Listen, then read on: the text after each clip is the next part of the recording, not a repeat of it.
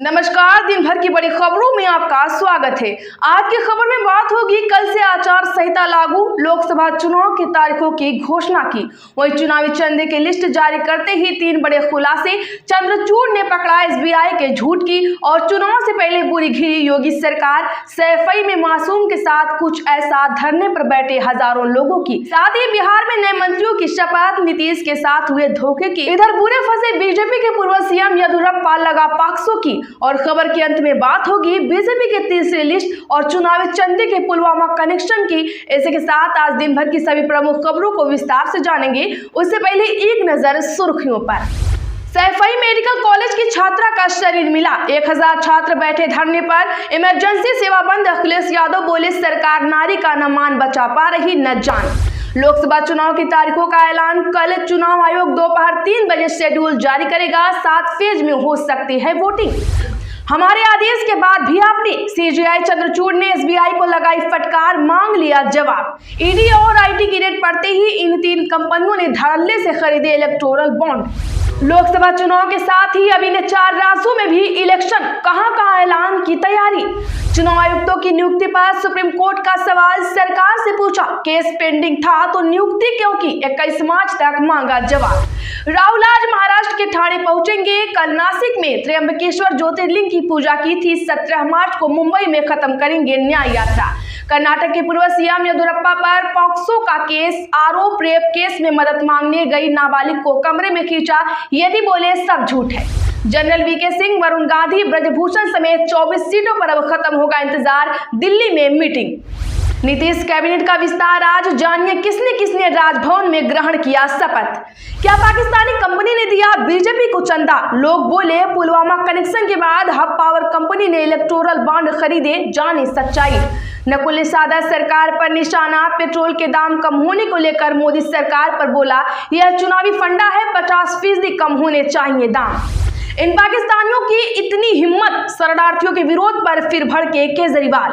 हमारा लिफाफा लौटा दीजिए मिलॉर्ड, सीजीआई चंद्रचूड़ की अध्यक्षता वाली पीठ से क्यों गिड़गिड़ाया चुनाव आयोग, आगे जानेंगे विस्तार से। भारत में सीए पर रोक की मांग वाली 237 याचिकाओं पर 19 मार्च को सुप्रीम कोर्ट में सुनवाई होगी। आरएसएस की अखिल भारतीय प्रतिनिधि सभा नागपुर में शुरू, 1500 से ज्यादा कार्यकर्ता शामिल, 17 मार्च तक चलेगी बैठक, संदेश खाली सबसे बड़ा मुद्दा। इधर ईडी रेड करती है, उधर चुनावी बॉन्ड पर आरजेडी सांसद मनोज झा का बीजेपी पर बड़ा हमला। अमिताभ बच्चन की एंजियोप्लास्टी हुई, आज सुबह मुंबई के कोकिलाबेन अस्पताल में हुए थे भर्ती।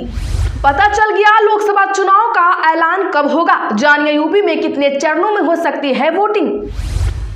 लोकतंत्र के खिलाफ है एक देश एक चुनाव, 3 पूर्व मुख्य न्यायाधीशों ने किया विरोध। चलिए अब जान लेते हैं बड़ी और प्रमुख खबरों को विस्तार से। उससे पहले वीडियो को एक लाइक जरूर कर दें। सैफई मेडिकल कॉलेज की छात्रा का शरीर मिला, 1000 छात्र धरने पर बैठे, इमरजेंसी सेवा बंद। अखिलेश बोले, सरकार नारी का न मान बचा पा रही और न ही जान। जी हां, इटावा में सैफई मेडिकल कॉलेज की एएनएम छात्रा का रात सड़क किनारे शरीर मिला और उस लड़की के गले में गोली का निशान था। देखते ही देखते 1000 छात्र जुट गए और कॉलेज के अंदर धरने पर बैठ गए हैं।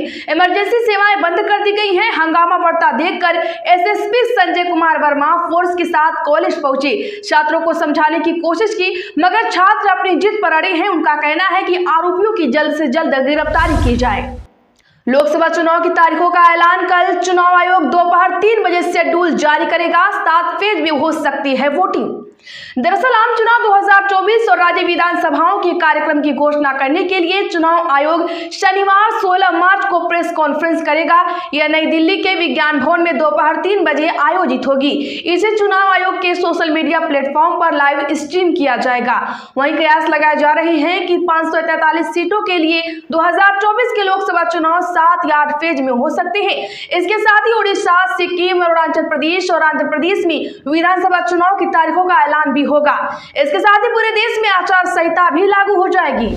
हमारे आदेश के बाद भी आपने, सीजीआई चंद्रचूड़ ने एसबीआई को लगाई फटकार, मांग लिया जवाब। जी हां, इलेक्टोरल बॉन्ड को लेकर सुप्रीम कोर्ट ने एक बार फिर से एसबीआई को फटकार लगाई है।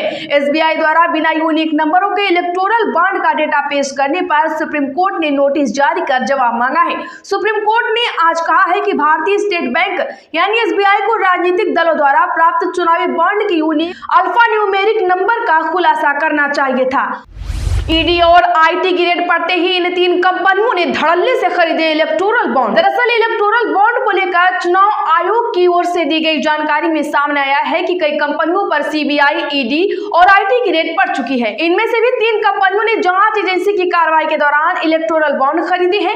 इनमें future gaming and hotel services private limited, Megha engineering and infrastructure private limited और माइनिंग कंपनी वेदांता का नाम शामिल है। वहीं इलेक्शन कमीशन की ओर से दी गई डिटेल के अनुसार फ्यूचर गेमिंग कंपनी ने सबसे ज्यादा 1368 करोड़ के इलेक्टोरल बॉन्ड खरीदे।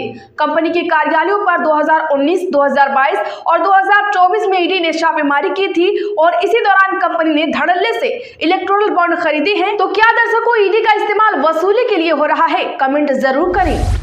चुनाव आयुक्तों की नियुक्ति पर सुप्रीम कोर्ट का सवाल मोदी सरकार से पूछा, केस पेंडिंग था तो नई नियुक्तियां क्यों की? 21 मार्च तक मांगा जवाब। दरअसल सुप्रीम कोर्ट ने आज चुनाव आयुक्तों की नियुक्ति पर रद्द करने से इनकार कर दिया है। एसोसिएशन ऑफ डेमोक्रेटिक रिफॉर्म की याचिका दायर की गई थी। इस पर सुनवाई करते हुए justice Sanjiv Khanna, justice Dipankar Datta, Augustine George Masih की बेंच ने सरकार से कहा, जब मामला कोर्ट में लंबित था तो नियुक्ति क्यों की गई? मोदी सरकार को यह 21 मार्च को बताना होगा।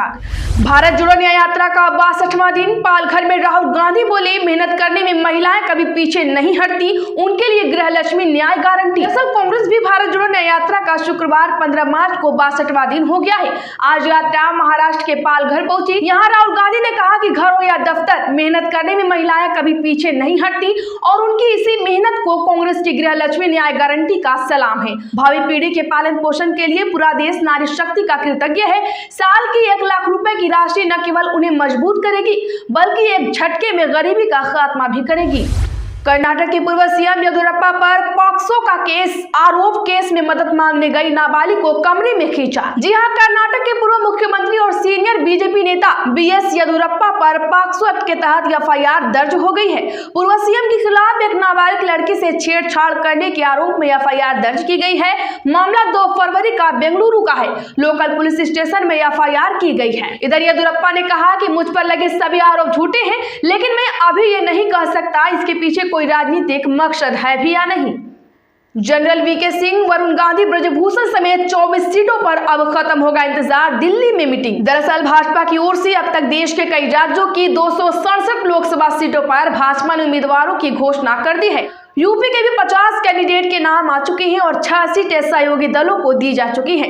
लेकिन अब तक भाजपा ने उन 24 सीटों के कैंडिडेट्स के नाम जारी नहीं किए, जिन पर संशय बरकरार है। अब इन सीटों के लिए भी जल्द ही इंतजार समाप्त हो सकता है, क्योंकि भाजपा सूत्रों का कहना है कि दिल्ली में यूपी के बचे हुए नामों के लिए 16 मार्च को मंथन बैठक है। इस मीटिंग में यूपी के सीएम योगी आदित्यनाथ भी मौजूद रहेंगे। साथ ही प्रदेश अध्यक्ष चौधरी भूपेंद्र सिंह और यूपी कोर ग्रुप के अन्य नेता भी शामिल होंगे। नीतीश कैबिनेट का विस्तार, आज जानिए किसने किसने ली शपथ। जी हां, बिहार में नीतीश कैबिनेट का विस्तार हो गया है। राजभवन में शाम 6:30 बजे शपथ ग्रहण समारोह आयोजित किया गया। इसमें कुल 21 विधायक और एमएलसी मंत्री पद की शपथ ली। बीजेपी से 12 और जेडीयू से 9 मंत्री बनाए गए हैं। डिप्टी सीएम सम्राट चौधरी ने मुख्यमंत्री नीतीश कुमार से उनके आवास पर मुलाकात की। बता दें कि इसमें बीजेपी से 12 और जेडीयू से 9 मंत्री बनाए गए हैं। बीजेपी से मंगल पांडे, नितिन नवीन, कृष्णनंदन पासवान, रेणु देवी, नीरज बबलू, संतोष सिंह, सुरेंद्र मेहता, जनक राम, नीतीश मिश्रा, दिलीप जायसवाल, हरीश सहनी का नाम सामने आ रहा है।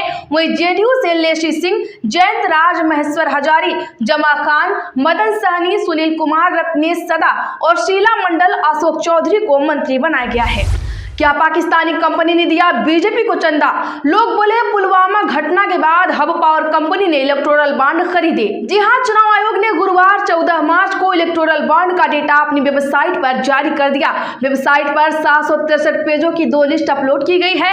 एक लिस्ट में बॉन्ड खरीदने वालों की जानकारी है, वहीं दूसरी में राजनीतिक दलों को मिले बॉन्ड की डिटेल है। दोनों लिस्ट में बॉन्ड खरीदने वालों और इन्हें इनकैश करने वालों के नाम तो है, लेकिन यह पता नहीं चलता है कि किसने यह पैसा किस पार्टी को दिया है। अब इसी बीच सोशल मीडिया पर दावा किया जा रहा है कि पुलवामा के बाद पाकिस्तान की एक हब पावर कंपनी ने इलेक्टोरल बॉन्ड खरीदे। दावा यह भी किया गया है कि यह चंदा भारतीय जनता पार्टी को दिया गया है। समाजवादी पार्टी से जुड़े verified x user Kuldeep Yadav ने ट्वीट किया, शहीदों के नाम पर बीजेपी का चंदा। साथ ही सवाल किया कि एक पाकिस्तानी कंपनी से आखिर चंदा क्यों लिया गया। अब पता चला पुलवामा कांड की जांच क्यों नहीं हुई, नहीं चाहिए भाजपा। हालांकि एएसपी लाइव ऐसे किसी भी दावे का समर्थन नहीं करता जब तक पूरी जांच सामने नहीं आ जाती। इन पाकिस्तानियों की इतनी हिम्मत, शरणार्थियों के विरोध पर फिर भड़के केजरीवाल।